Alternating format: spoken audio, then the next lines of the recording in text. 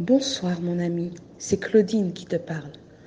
J'espère que ta journée a été agréable. Je t'invite à déposer les fardeaux qui pèsent peut-être encore sur ton cœur ce soir et te rappeler que ce moment est un espace privilégié entre Dieu et toi. Prions ensemble. Notre Père qui est dans le ciel, toi qui es souverain, nous remettons ce petit moment entre tes mains et te demandons de nous guider, de nous soulager, de nous apaiser et de nourrir nos cœurs, puisque nous venons à toi recevoir cette nourriture pour l'âme qui est essentielle, puisque tu nous dis que l'homme ne vivra pas de pain seulement, mais de toute parole qui sort de la bouche de Dieu. Je te demande ces choses au nom de Jésus et pour ta gloire. Amen. Le texte de ce soir se trouve dans Ruth 1, les versets 15 à 17. Naomi dit à Ruth, « Voici, ta belle-sœur est retournée vers son peuple et vers ses dieux. Retourne comme ta belle-sœur. » Ruth répondit, « Ne me presse pas de te laisser, de retourner loin de toi. Où tu iras, j'irai. Où tu demeureras, je demeurerai. Ton peuple sera mon peuple, et ton Dieu sera mon Dieu. Où tu mourras, je mourrai, et j'y serai enterré. Que l'Éternel me traite dans toute sa rigueur, si autre chose que la mort vient à me séparer de toi. » Nous lisons ce soir l'une des plus belles déclarations et démonstrations de loyauté de la Bible. Naomi a décidé d'affronter son sort, de se lever et de retourner dans sa patrie, ce qui représente pour elle une démarche salvatrice, oui, mais douloureuse et humiliante. Comme nous l'avons vu hier, elle ne souhaite pas entraîner ses belles-filles dans ce processus pénible. L'une d'elles, Orpa, reconnaît la pertinence de ce raisonnement et décide de se séparer de sa belle-mère, non sans un déchirement profond. Nous sommes cependant touchés par l'attitude de Ruth, qui, elle, refuse de partir et s'accroche à Naomi. Plus elle s'exprime, et plus sa décision est ferme. Elle est déterminée à suivre Ruth jusqu'au bout. La question qui se pose, c'est qu'est-ce qui pousse cette jeune femme étrangère, frappée par le malheur, à quitter sa famille, sa patrie, son identité religieuse, le peu de sécurité qui lui reste, pour s'engager dans une vie qui ne lui assure aucune réelle protection, aucune certitude pour l'avenir, avec une femme âgée apparemment condamnée. Écoutons et analysons les paroles de Ruth. « Ne me presse pas de te quitter. » Elle demande à sa belle-mère d'arrêter d'essayer de la convaincre de partir. « Où tu iras, j'irai, où tu demeureras, je demeurerai. » Ruth sait que Naomi retourne en Juda, en Canaan. Et d'ailleurs, de par l'histoire de son peuple, un peuple réputé ennemi d'Israël à perpétuité, c'était le cas des Moabites, Ruth sait qu'il s'agit de l'héritage offert par Dieu à son peuple, que cette terre a donc une histoire et une symbolique particulière dont elle semble exclue. Ton peuple sera mon peuple et ton Dieu sera mon Dieu.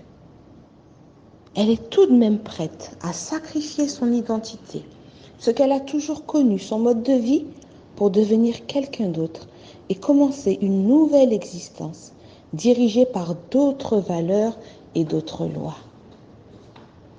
La foi qu'elle a apprise au contact de son mari et de sa belle-mère ont touché son cœur et lui ont donné le désir d'appartenir à ce peuple et de connaître ce Dieu.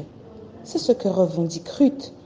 Les derniers mots, où tu mourras, je mourrai, et j'y serai enterré. Que l'Éternel me traite dans toute sa rigueur, si autre chose que la mort vient à me séparer de toi. Ces derniers mots indiquent le niveau de sa détermination. Naomi ne peut plus résister devant un choix aussi inébranlable. Ruth me fait penser à ce marchand dans Matthieu 13, versets 45 et 46. Ce marchand de perles qui cherche de belles perles. Il en trouve une perle de grand prix, exceptionnelle, magnifique, précieuse. Et il décide de vendre tout ce qu'il possède pour acheter cette perle. Tout devait être sacrifié pour l'obtenir. Elle n'avait pas moins de valeur que son tout. Vois-tu, mon ami, la présence de Dieu dans nos vies a la même valeur aujourd'hui. Elle ne vaut pas moins que notre tout. Combien de personnes s'accrochent à leur travail, à leur famille, à leurs possessions, à leur influence, etc., et passent à côté de la vie éternelle parce qu'ils ne voient pas la valeur de la présence de Dieu dans leur vie et le sacrifice leur paraît trop grand. Jésus a pourtant dit que celui qui veut me suivre se charge de sa croix, sinon il n'est pas digne de moi. Jésus est la perle de grand prix. Il ne nous demande pas d'abandonner nos trésors pour ne rien recevoir en retour. Dieu est celui qui a accompli le plus grand sacrifice. Et avec ce sacrifice, il nous a en fait offert le ciel tout entier. Jésus, la perle de grand prix, a bien plus de valeur que tout le reste, parce qu'il nous comble bien plus que tout ce que nous pouvons amasser dans cette vie. Mon ami, je t'invite à te laisser attirer par Jésus. Son amour pour toi engendrera de l'amour et de l'attachement dans ton cœur pour lui. Je voudrais te laisser avec les paroles de cette chanson. Seigneur, attire. Je te lis la première strophe. Seigneur, attire mon cœur à toi. Je te désire tout près de moi. Ma délivrance dans le danger, c'est ta présence, divin berger. C'est ta présence, divin berger. Seigneur, attire mon cœur à toi. Je te désire tout près de moi. Ma délivrance dans le danger, c'est ta présence, divin berger. C'est ta présence, divin berger. Par ta puissance, brise, soumets ma résistance à tout jamais. Courbe mon être, ma volonté, sois en le maître incontesté.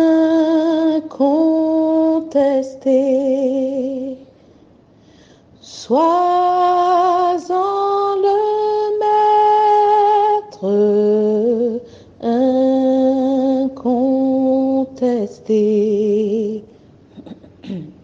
Quand je contemple près de ta croix, ton grand exemple, Jésus mon roi. Ah, je n'aspire qu'à m'immoler, tant je désire te ressembler, tant je désire te ressembler. Prompt je m'élance pour t'obéir. Prompt je m'avance pour te servir. Mais sous ton aile, loin du péché, Sauveur fidèle, tiens-moi caché. Sauveur fidèle, tiens-moi caché. Que Dieu ouvre tes yeux pour que tu vois qu'il est la perle de grand prix et que tout le reste est comme de la boue. Attache-toi à lui de toute ta force, comme Ruth s'est attachée à cet héritage. Bonne soirée, mon ami.